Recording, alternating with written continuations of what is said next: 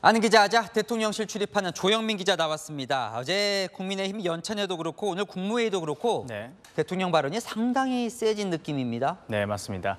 어제 여당 의원들에게 이 총선 자신감 이걸 주문했다면 오늘 국무회의에서는 한마디로 장관들이 싸울 줄 알아야 한다고 강조했습니다.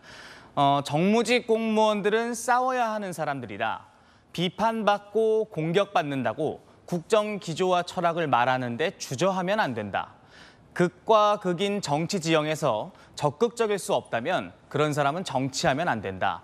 이런 주문들이 오늘 국무회의 비공개 자리에서 있었던 것으로 파악됐습니다. 자, 싸워라. 자, 뭐와 싸우라는 겁니까? 사실상 이 야당을 겨냥했다고 볼 수 있습니다. 오늘 국무회의가 내년도 예산안에 대해서 장관들과 논의하는 자리였습니다. 정기국회 때 장관들은 국회에 출석해서 예산안 심사를 받는데 여기서 물러서지 말라는 뜻입니다.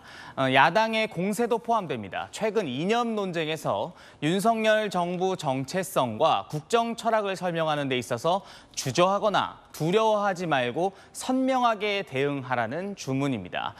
최근 반국가 세력을 시작으로 오늘 민주평통 행사에서도 공산 전체주의 세력, 맹종 세력, 기회주의 추종 세력 이런 표현들을 꺼내든 것 역시 선명성을 강조하며 가이드라인을 준 거라고도 볼 수 있을 것 같습니다. 자, 근데 이제 총선 앞두고 있잖아요. 보통 선거 때는 이제 이념보다는 중도로 가고 중도 좀 풀고 이런 게 그동안의 여권의 강점이었는데 어떻게 보면 거꾸로예요. 맞습니다. 일종의 선거 공식 같은 말이기도 했었는데 대표적인 게 박근혜 전 대통령이 대선 직전 경제 민주화를 꺼낸 것이었죠. 중도를 잡아야 선거에서 이길 수 있다는 정치권 공식에 따른 행보였습니다. 윤 대통령의 생각은 분명히 좀 다른 것 같습니다. 몸에 맞지 않는 옷을 입듯 중도를 잡겠다고 억지로 좌클릭을 할 게 아니라 결속된 진영의 가치와 철학을 바로 세우고 어필하는 게 사람들의 지지를 끌어올 수 있는 확장이라고 보는 것 같습니다. 대선 과정에서 이런 선거에 대한 생각을 갖게 된 것 같다고 한 여권 관계자는 설명하기도 했습니다.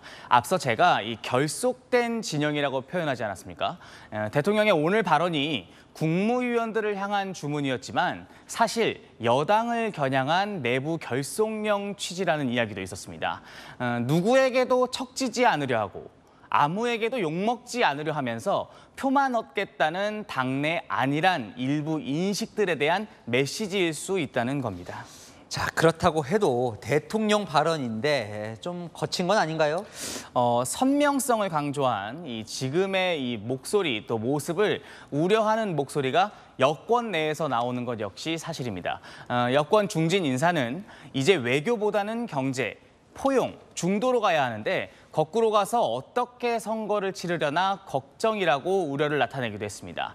안철수 의원도 오늘 최근 이념 공세에 우려가 많다면서 중도층이 떠나면 총선에서 승리할 방법이 없다고 걱정하기도 했습니다. 하지만 선명성을 강조한 대통령의 기조는 앞으로 더 강해질 것 같습니다.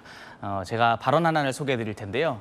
일부 세력의 저항이 전체인 것처럼 생각을 하면서 중도를 운운하는 이 과거와 같은 나약한 정권의 길은 걷지 않겠다. 이런 대통령실 관계자의 말은 현재의 기조를 정확하게 보여준다. 이렇게 좀 짚을 수 있을 것 같습니다. 자, 이제 그런데 정기국회예요. 예산안을 통과시키려고 해도 민주당, 제1당 민주당 협조가 필요하고 오늘 국정과제 법안 통과도 이야기하던데 이렇게 각을 세워서 되겠습니까? 맞습니다. 물론 입법부 협조 없이 처리가 어렵지만 사실 어차피 손을 내밀어도 통과가 어려운 건 마찬가지라는 생각을 갖고 있는 것도 사실입니다.